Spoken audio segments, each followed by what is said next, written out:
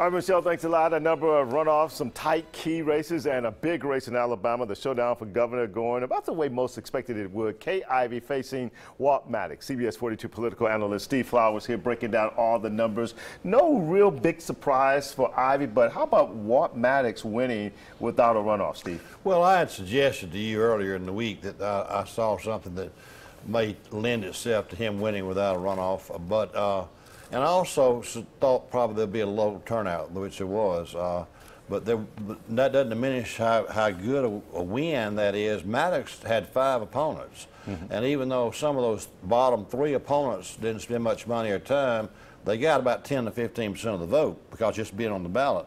So Maddox's 55% win was impressive, as was Kay Ivey's 56%. Right? Yeah, but also she had a lot of Republicans turned out, not as many Democrats. So Walt will have a lot of ground to make up in the general election, though. He will. I think any time you run statewide in Alabama for governor, the Republican is favored.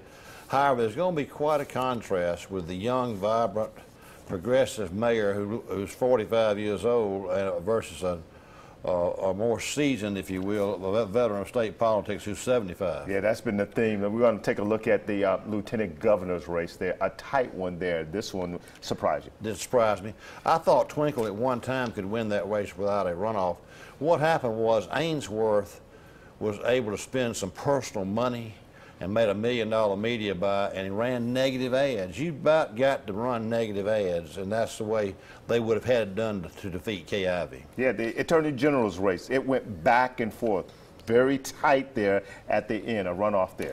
Again, I was surprised at Marshall's showing. I thought that Troy King and Alice Martin would be in a runoff, but I'm not totally shocked. That's going to be a very, very tough runoff primary. That one's going to get nasty. That's going to be a good race. Well, one we did not talk about, that was the one where name recognition was very important there, where Joe Siegelman and Chris Christie, and Joe Siegelman won this one. Very impressive young man, Don Siegelman's son. And actually watching the tape of him a while ago, he talks like his daddy. You see how he kind of puts his expression in there, but he's a very energetic, very polished young man. And you've really got 2 different sets of candidates. The Democrats have young, progressive, attractive candidates with attractive families versus the older set of Republican candidates. What was the big surprise for you last night as you took a look at how things were shaping up across the state as those numbers were rolling in last night? No surprises other than everything continues to stay the same. Old adages are true. All politics is local. All local. And money is the mother's milk of politics.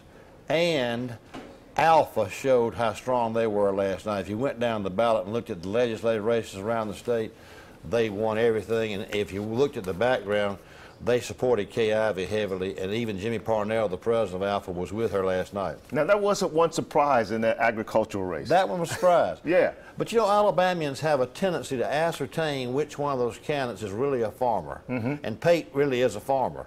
And I think he was endorsed by Alpha, too. But that dial time had a lot of people dialed in on that race. That's why I was surprised he didn't lead, but I think that Alabamians over the years have had some kind of way of ascertaining this guy's a real farmer, this one's trying to run just to be agriculture commissioner. All right, guys, you're always on top of this. Steve Flowers, thank you very much.